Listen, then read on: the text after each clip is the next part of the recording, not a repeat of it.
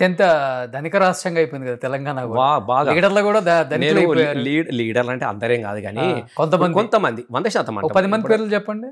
ఇక ఉన్నారులే ధనిక రాజకీయ ఏదైనా ఓపెన్ గా మాట్లాడతారు. ఎందుకున్నారు ఇప్పుడు నేనేమంటున్నా, చాలా మంది ఉన్నారు కదా, కాంట్రాక్టులు ఉన్నారు, చాలా మంది చేసుకున్నారు. ఇప్పుడు పొంగులేటి ఎక్కడి నుంచి వచ్చినాడు, ఇక్కడ చేయలేదా? నేనేమంటున్నా అంటే ఈ సంపద అంతా సంపాదించుకున్నాడు, అందులో కానీ పైసలు ఎక్కువ అయిపోయినాయి, రాజకీయ కాంక్ష కావాలి, అందులో పెట్టాడు.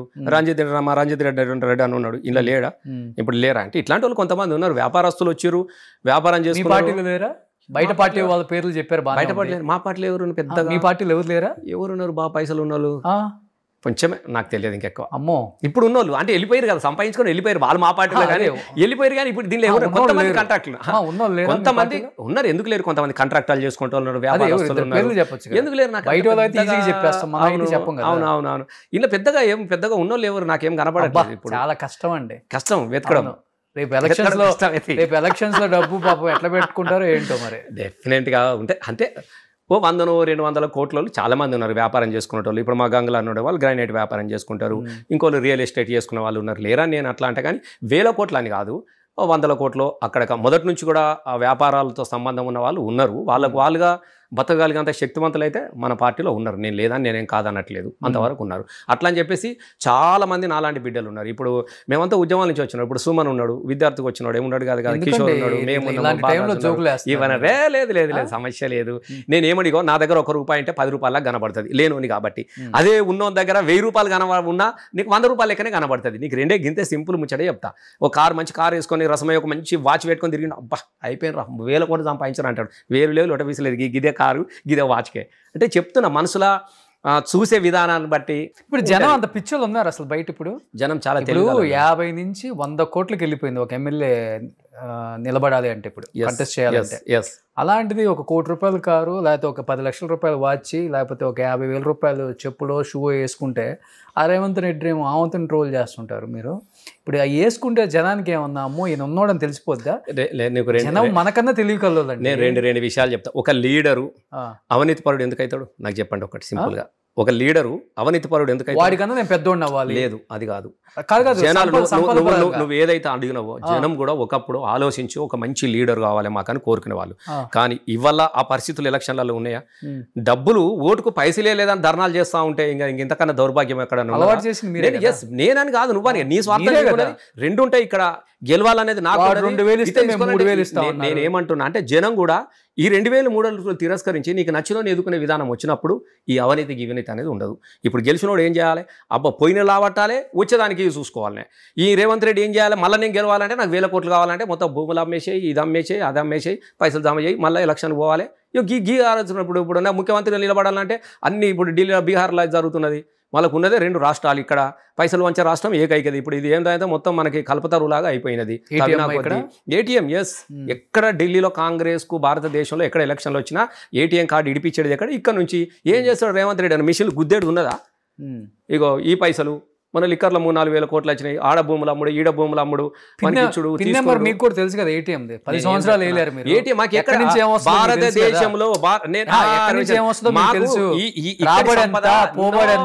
మీకు ఈ తెలంగాణ రాష్ట్ర సంపద అంతా తెలంగాణకే ఖర్చు పెట్టడం తప్ప ఈ సరిహద్దులు దాటి తెలంగాణ సరిహద్దులు దాటి బయట పోయే అవకాశం అవసరం మాకు లేదు కదా. మరి ఇవాళ వీళ్ళది అట్లా కాదు కదా. మా జాతీయ పార్టీ అంటే నువ్వు ఎక్కడన్నా ఎలక్షన్ జరగని కాక నీకు ఉన్నది ఏది? లావో నువ్వేమైనా చేసుకోరబోయాడా? నువ్వు ఏదైనా అమ్ముకో, రక్తం అమ్ముకో, కిడ్నీలు అమ్ముకో, మనుషులను అమ్ముకో, ఏదైనా చేసుకో, భూములను అమ్ముకో, కానీ పైసా ఓనా మేరకు చలో బేజావు, పైసా బేజావు. ఏం చేస్తాడు? మొత్తం పెట్టిండిగా. ఇక ఇప్పుడు ఈ కాంట్రాక్టరు ఆ కాంట్రాక్టరు ఏముంటారు చెప్పండి మీరు? భూములు అమ్ముకుంటాడు, ఇవి రియల్ ఎస్టేట్ చేసుకుంటాడు, పైసలదే అనుకుంటే అయిపోయినాయి. ఇప్పుడు ఎవడు భూములేనన్నా రియల్ ఎస్టేట్ కొనసాగుతా ఉందా? ఎవడన్నా కనీలు బాధడానికి భయపడుతున్నాడు.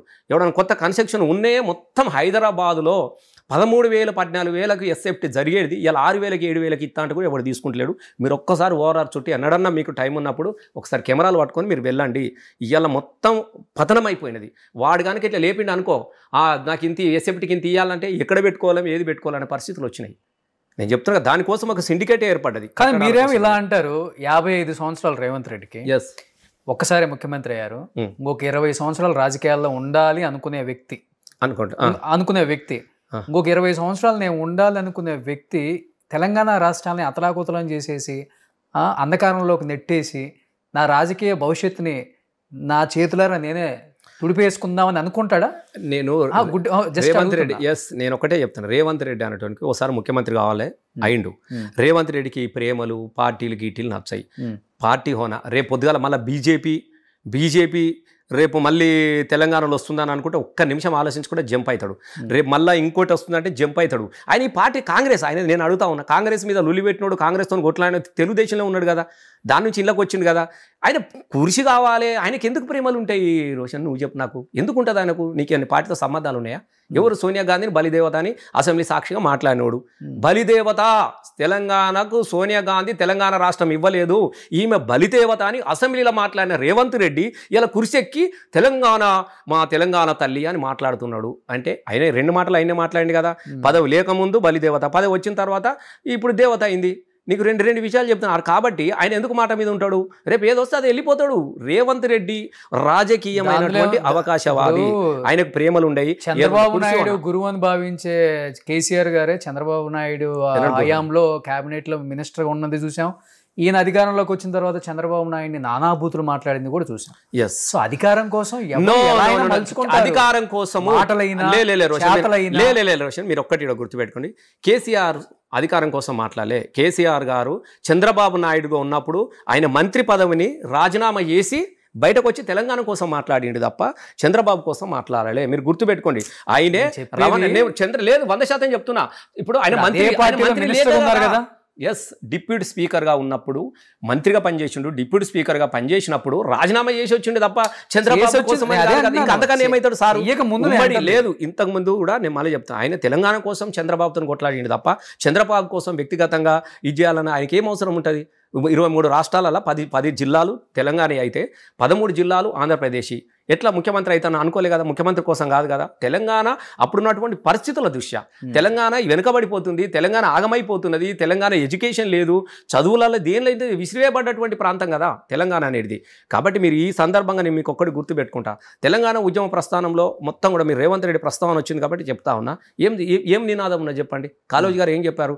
ప్రాంతేతడు అవతల ద్రోహం చేస్తే ప్రాంతం అవతలి దాకా తన్ని తరుముతాం, ప్రాంతం వాడు ద్రోహం చేస్తే ప్రాంతంలోనే పాతర పెడదాం అనేది నినాదం.